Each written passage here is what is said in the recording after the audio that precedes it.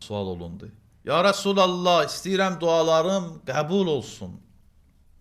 Həzrət buyurdu ki, haramdan çəkin ki, duaların qəbul ola. Buyurulur ki, o ağız ki, haram tikə yeyir, haramdan qidalanır, o ağızdan çıxan dua qəbul olunmaz. Ən böyük maniyə bulardır. O dili ki, haram sözlər danışır, qeybət, töhmət, yalan, söyüşlər və s.